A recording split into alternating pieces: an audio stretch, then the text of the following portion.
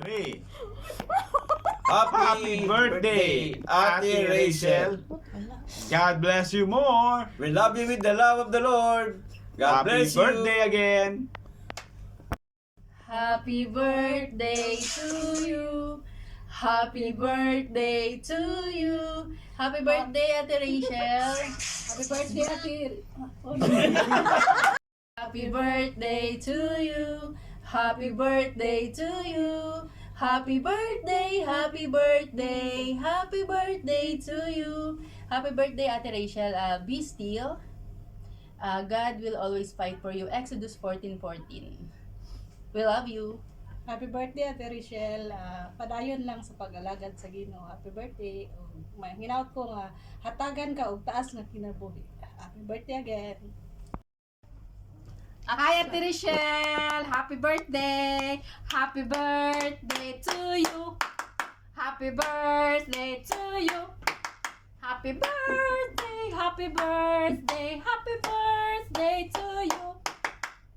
Happy birthday, Ate Rachel. More blessings be upon you and over your family. We are gratefully thankful that you are belong to us at one of our family. Ayan. Maraming salamat sa buhay mo sa ngalan ng ating Panginoon. Happy birthday for once again and enjoy your day. Yay! Happy birthday! 2, 3, action! Happy birthday, Ate Rachel. At kami natutuwa sa buhay mo na ikaw ay kasama kabilang sa Gilgad family at sa Lock Life Group. At aming verse para sa iyo is Jeremiah chapter 29 verse 11.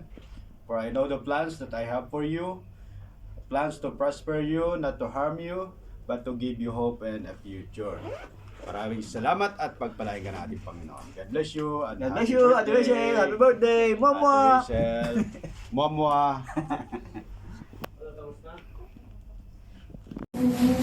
And I also as much I also say for my Lord, I thank you Lord for giving me a talent to use my word.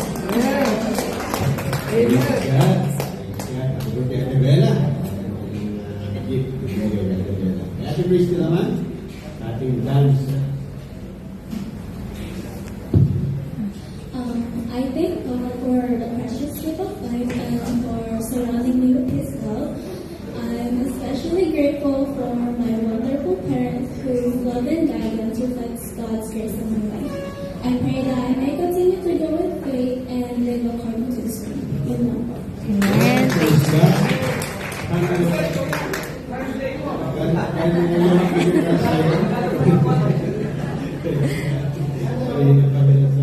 Super blessed kayo sa inyong birthday. Praise God. At kay Ate Rachel, 29. Praise God. Ngayon, nagpabilis na. Dati mahinay, ngayon umilis. So, salamat din ako sa Panginoon dahil binigyan lang ko ni Lord ng pagkakataon na mabuhay pa. Kasi noon inisip ko, baka 25 mawala na ako sa mundo. Sabi ko, sumubra pa to, dumubli pa. With +1 pa talaga. Sobra na. Sobra ang pagpapala na binigay ni Lord sa buhay ko, sa pamilya ko, sa lahat ng mga kaibigan ko. So, sobrang nabiblas din ako sa lahat ng nakapalibot sa akin dahil sobrang na-feel ko din yung pagmamahal. Ito din sa church na pasalamat ako at nakilala natin ang mga isa. Higit sa lahat, nakilala natin ang Panginoon. So, thank God po. At kay Kuya Robert, sa ating pinakagwapong musician at asawa ng ating pinakamagandang worship leader. Morning po sa lahat. Maraming po sa lahat sa lahat. Ako po yung sinabi natin na talagang yung buhay po natin is hindi natin alam kung hanggang kailan. Kasi kahapon nag-chat ko yung kapatid ko. Isa sa mga kaibigan ko, hindi ko alam na namatay ko pala ng 27. Wala akong alam. Talagang tropa ko talaga. Parang nagulat ako sa akin. Matay na. Sabi ko sa kapatid ko na wala na lang kasakit o ano. Bigla na lang kumana. So parang sabi ko,